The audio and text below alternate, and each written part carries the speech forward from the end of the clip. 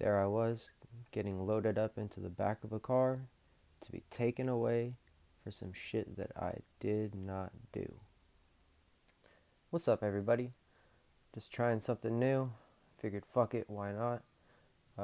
Shout out to a couple new subscribers I got, specifically one called Bully the Bully.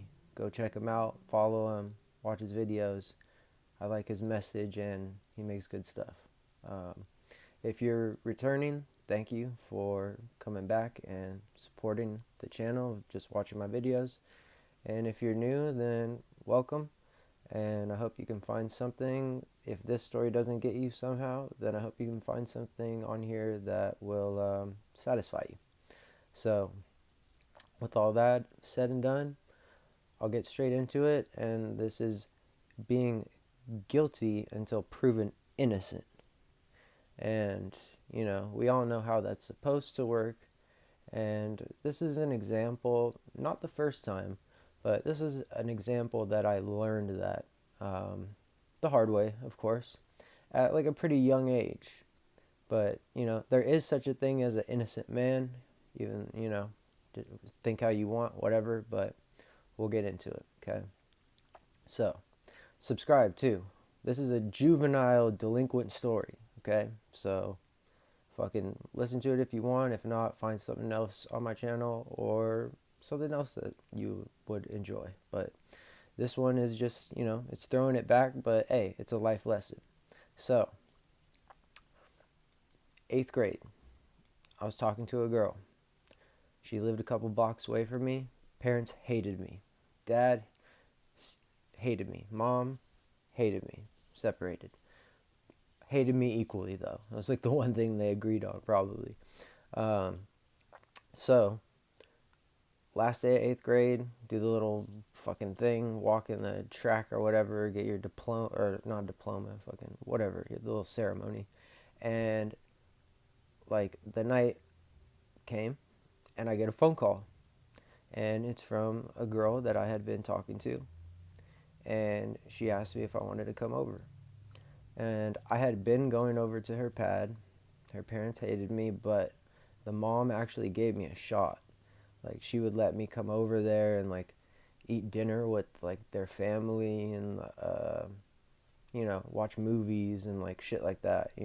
Like there's plenty of times where I chose to do that instead of going out to like some party or my phone's blowing up, people asking me where I'm at and I just put it on silent, whatever. So they at least gave me a shot. She at least gave me a shot. Dad, fuck no. Fool always hated me to this day. He probably still does. That's a different story for a different time. So she's like, asked me if I want to come over. I'm like, yeah, sure, cool. We had been talking, whatever. Like it was, going towards something. So I go over there, and immediately I go to the backyard, and I see my girl, and she's just kind of like frolicking around. And she had one of those big trampolines in her backyard. So we're on the trampoline, and then she like kind of comes up to me and she's like, "Hey, do you want any beer?" And I was just like, "Nah, I'm good," because like I've never been a big drinker. To this day, I'm not. But even back then, I wasn't a big drinker, so I was just like, "Nah, I'm good." Like simple as that. It was just simple as that. And she's like, "All right." So that kind of like said it to me of like, oh, okay, she's been drinking. That's why she's like acting like this. Not that she was out of control or nothing crazy like that, but I just noticed the difference. I pick up on stuff like that. So she asked me if I want any. I say no. And like not even like 30 minutes goes by. Like not even an hour for sure. But closer to like 30, 45 minutes. All of a sudden, literally music's playing. It was some kind of occasion. Maybe it was for graduating 8th grade or something. That probably sounds about right. I don't know. Um, all of a sudden, literally, music stops. If it was a record, it would have gone, but music stops. All of a sudden, I see her stepdad comes out of the garage and he has like an empty thing of Bud Light. and it has like crushed empties at the bottom that are like, been like stepped on. And he's like, "Whose are these? Whose are these?"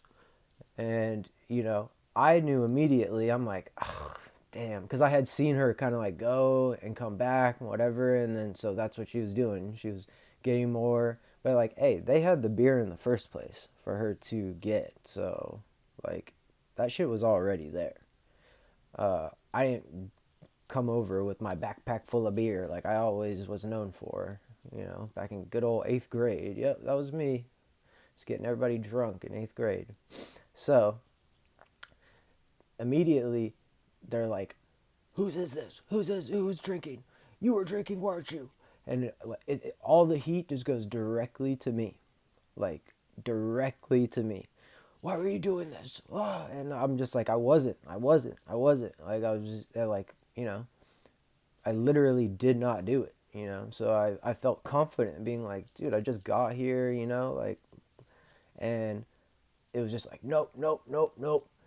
You're leaving. You're out of here. So no sooner do I get to like kind of like get my bearings down and kind of chill, am I getting accused of getting like bringing alcohol to their house or drinking their alcohol, whatever.